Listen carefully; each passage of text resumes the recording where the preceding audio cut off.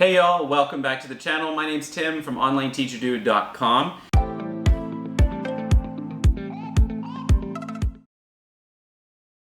And if you're here and you're working with a company or you are wanting to go the independent teaching route, meaning teach on your own terms, charge what you're worth, attract your own students into your business, then I'm running a free webinar. You can go up here and check out some dates and times that it's available in your time zone, or you can click the link below in the description of this video. Okay, so let's talk about the backstory. So in the new year, I started to get some messages from students in response to me asking them if they would like to renew their packages. And I had a couple of students who were saying that they were busy with other things and they were going away, or Chinese New Year was coming up, they wanted to take a break. That's fine. Then I had two more students later on in the month who, just said that their finances meant that they needed to focus on other things. School was getting busy, homework, kids were in X, Y, and Z, after school activities and things like that, which is also totally fair and expected to happen at different times. Keep in mind, most of my students have been with me since I started really opening up my schedule to only independent students and not to students from a company. So I knew that after some time, they would be moving on, and that was just going to be part of teaching students online. But what I was really lacking in my business, and this is something that I teach in my courses with teachers, is how important it is to have a funnel. And while I do have student leads that I've had over the years that I'm able to reach out to, I didn't really have a solid process in place for filling in those gaps, or kind of having like a wait list of students who were eager and waiting to take my classes. Because knowing that if a student is on a wait list, they're only going to wait so long, right? If they're looking for English classes now and you don't have the capacity to teach them, then they're probably going to look for another teacher. But I wanted to have just a process in place, or at least some surplus of interested students who wanted to take my classes. So this began the process for me of doing a little bit of recruiting for new students. So I decided to tackle this three ways. The first thing I decided to do was to open up my schedule to existing students who wanted to take extra classes, because most of my students are taking 1 or 2 classes a week, and so I wanted to encourage the ones that were only taking 1 class a week to take 2 classes a week. This means that they go through their package faster. Ultimately, if they're going to stay with you, they're going to be paying more because they're going to be renewing more frequently. Generally, if a student is just taking 1 class a week, I'm only going to get a new payment every 5 months. So by having them take 2 classes or even more than 2 classes a week, then I was going to be invoicing them more often. But if you look at my schedule, if it doesn't change, then it's not really making more money, it's just making less money more frequently, because the time, trading time for money still is the same. I still only have 12 hours a week to teach students, and so whether or not more students or existing students take more classes or new students take classes, I'm essentially still making the same, right? But when 4 or 5 students don't renew their package and I don't get any new students in there, then that means that yes, I am making less money from my teaching business. I had 1 student take me up on that, so they increased their classes. So that still left a couple of hours where I wanted to get some new students in the door.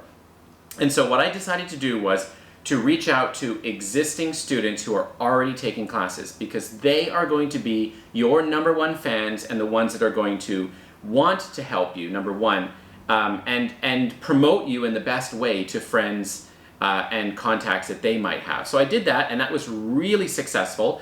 I got a lot of leads from that, and what I did is I just asked current students, and even the ones that stopped taking classes, to promote me to new students. And you know what? The parent that promoted me the most was the one who needed to stop classes, and it wasn't because they weren't enjoying my classes, etc. It's just that their plans had changed, and they were quite happy to promote me, which is awesome and really reassuring that I was doing good things with my students. So I got several new leads. I think I got 7 leads from asking existing students to promote me. I obviously did a filtering process with that, and you can really tell right away whether a student's going to be a good fit just from a few minutes of conversation with them through whatever communication tool you're using. For me, it's WeChat, so I was able to filter down pretty quickly the ones that I knew I wanted to pursue a trial class with.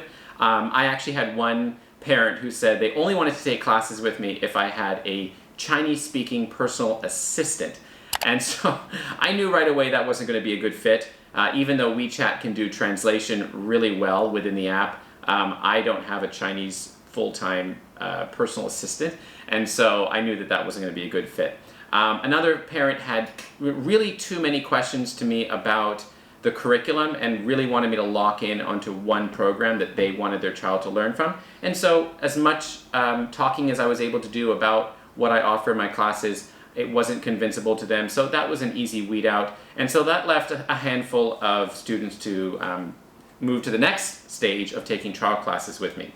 So I did that, but at the same time, I made one post on my social media, one post on WeChat that told my existing contacts, hey, I am an online English teacher and I have spaces in my schedule to have classes with your children. So that was another thing I did. So remember, number one, I opened up to my existing contacts, I used my existing contacts to promote me, and then I advertised one public post on my WeChat profile. So this brought in about, I would say, a dozen, maybe a little bit more new leads. And they're not all going to become my students. And I don't want them to all become my students because I don't have that much space. But it allowed me to kind of filter through, choose a handful to have trial classes with, and keep the other ones in the spreadsheet to reach out to later on should my schedule open up again, which it has. I have another student not renewing, so I have one new space open for students to take classes with.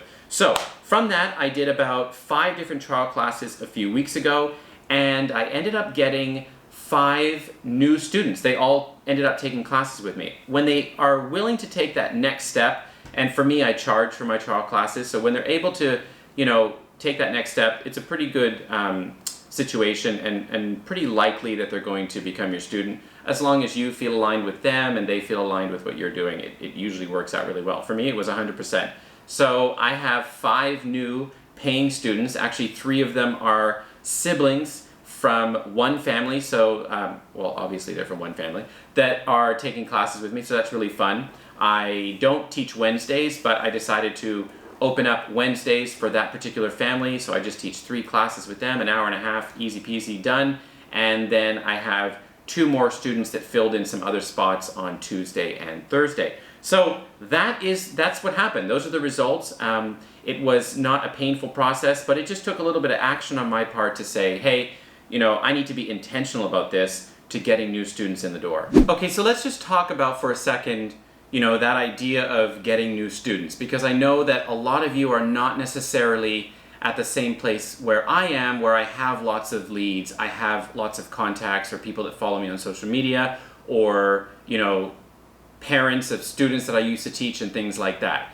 First, I do want you to watch this video where I talk about some strategies for getting your first student. But I really want you to remember that this is not a case of just going out and finding that student that's waiting for you to take classes. While there are students out there that are certainly going to be great fits for you in your business, I want you to really focus on adding value and meeting your students where they're at online. So if you are building a brand, a business, your teaching business online, it is a long game. It is a process of becoming established and getting folks to know who you are, to like, we call it know, like, and trust, to know you, to then like your content, to like you as a teacher, and then to take action and trust you by them giving you their money, right? So this is not something that just happens overnight. And as I say all the time, you only need 1 or 2 students in the door for them to be able to help you build your business through referrals, through just word of mouth and helping to get your name out there. You don't need to use paid advertisements. You don't need to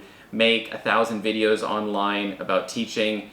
It can start very simple by just going into groups, Facebook groups if your students are on Facebook, or LinkedIn, or places like that, to just let people know what you're doing. No one is going to talk about your teaching business more than you. Second to you is going to be your existing students who are going to want to tell others about the successes that they have. All right? So don't lose hope if you're at the place of getting your first student. I believe in you. I know that you can do this. Just take action and make the decision today to actually move forward with that process, okay? I hope I can continue to help you here on my YouTube channel as well as in my Facebook group. A great place to ask these kinds of questions is Going Solo Independent Teaching. I'll link the Facebook group below in the description of the video as well. And thank you for sticking around to the end of this video. As a little gift to you, if you would like 4 of the social media templates that I have used on WeChat before. They can be used anywhere, but these are Canva templates that you can have completely for free.